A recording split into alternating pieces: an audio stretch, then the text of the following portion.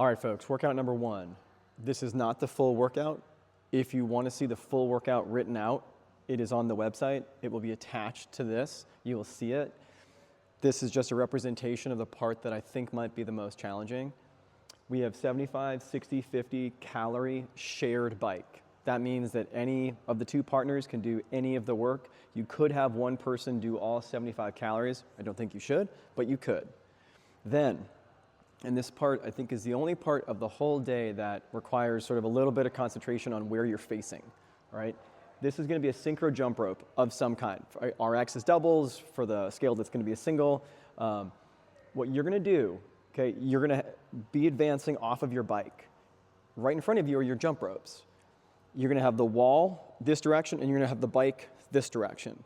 If you are partner 1, you will be doing the calorie bike, and you're going to be facing the bikes. You're facing this way. Your partner is going to be facing that way, going towards the barbell or towards the wall. So you're facing two opposite directions, and you'll be synchronizing. Again, there's a video of that that Vince and I did during the run-through. You'll see that we're facing opposite directions. It's because on the first one, I'm going towards the bike, and he's going towards the wall. Then, you will not do jump ropes again until you both have done the bike and the barbell or the wall. Okay, so partner 1, calorie bike. Partner 2, wall, whatever it is, wall facing or wall walks, or the barbell. Okay, then partner 2 is going to immediately run over to the bike. This person who was on the bike, partner 1, they're now going down to the wall or to the barbell. All right, and they're going to advance across the floor past each other. Once they're both finished, they're going to meet back in the middle at their jump ropes for the synchro jump rope. And again, this is not the full workout because it's hard to write all of this and make it legible and even be able to, it's just too much stuff to get in a very small space. So again, this is not the full workout. That's just the concept of the flow. We'll take questions obviously during the briefing part of the day, okay? But this is the overall concept. You go shared, you go synchro. Once you're at synchro, you're establishing which direction you're going. And again, if you're facing the bike, that's where you're going. And if you're facing the wall, that's where you're going. Right? You're then going to do partner 1, partner 2. You're going to switch. Partner 2 is going to go to the bike. Partner 1 is going to go to the wall. And then we go back to our jump ropes. So you only have 150 jump ropes, not 300. You only have 150. You're only going to get on the bike each of those times twice, and you're only going to get on the wall each of those times twice as well.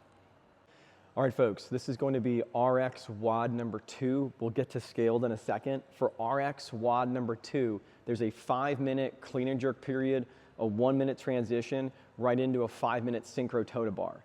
With the clean and jerk, we need you to show control at the top of the clean. So you, whether it's a power clean, muscle clean, split clean, squat clean, whatever it happens to be, you're going to stand up, wait, and then you're going to go into your jerk, whatever the jerk is, split jerk, push press, whatever it happens to be.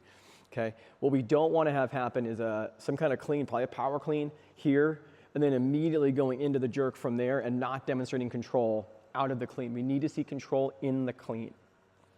Okay. Then you have a minute transition, right? You're going to walk to the place on the bar that suits you and your partner best. Okay.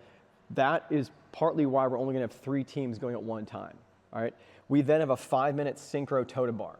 There's going to be a scenario somewhere with 2 minutes left, maybe 3 minutes left, probably 2 minutes left, where one of you is going to fail a movement. So what that would mean is that one person's feet, both of their feet have hit the bar, and the other person didn't happen. When that happens, you have a couple of things that you need to do. The best thing to do at that point is to come off the bar, regroup, try again. If we're at a situation where it's like, okay, we've got 10 seconds left, you know, partner 1 hit the bar, okay? They can keep their feet there. That's pretty hard to do, but they can keep their feet there. And partner 2 can retry that toe to bar. And as long as all 4 feet are hitting at the same time, we'll count the rep. The part that is going to be somewhat confusing for the RX people only, not for the scaled. RX people only. You guys are doing rolling starts. There will only be 3 teams at any given time doing the clean and jerk. There will only be 3 teams at any given time doing the toe to bar. There is a reason for that. It has to do with spacing and the heights of the bars that we have available. So at all times, there will only be 3 teams in your particular heat.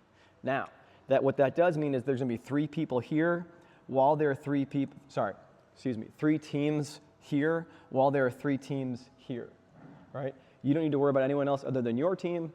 They'll be fine. They're going to move on the way they're supposed to, okay? So the first 3 teams are Rest for Time,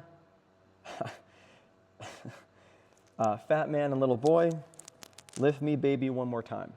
Those 3 teams are starting at the clean and jerk.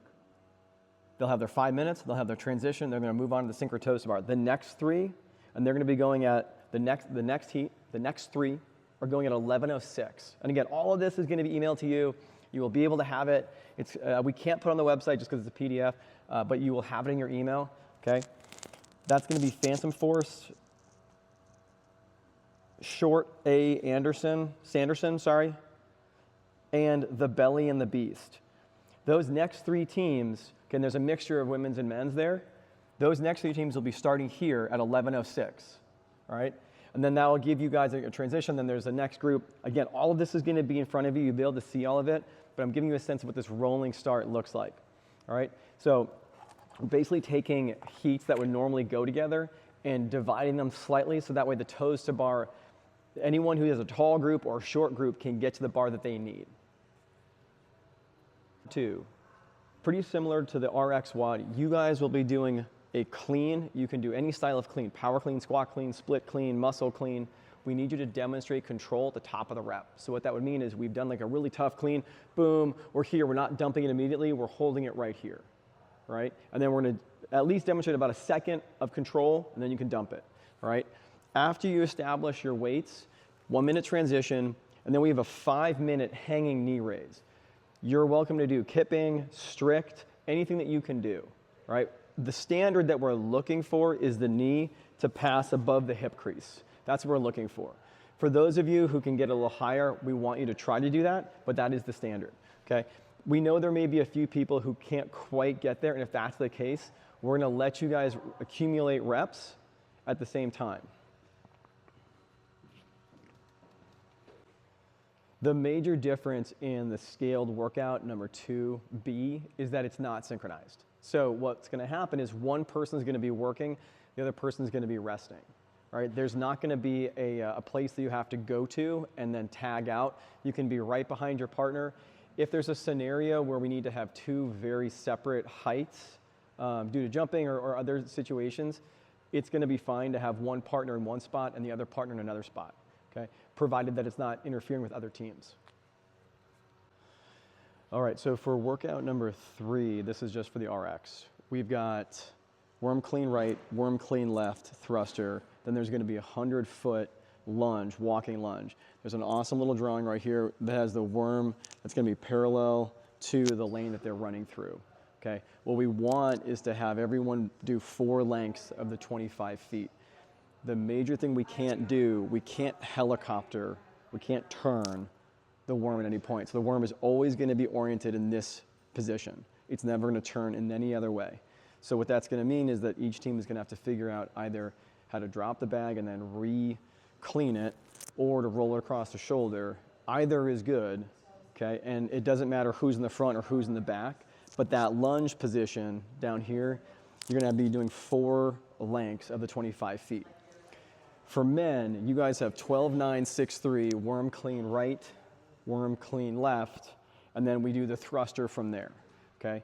The standard is going to be both partners squatting below parallel on the thruster. The arm does not need to extend overhead. The bag needs to go over the heads. That is the only standard on the thruster. So hip crease below knee, that's the full squat for both people, not just one of them. And then the bag needs to at some level transfer over the head.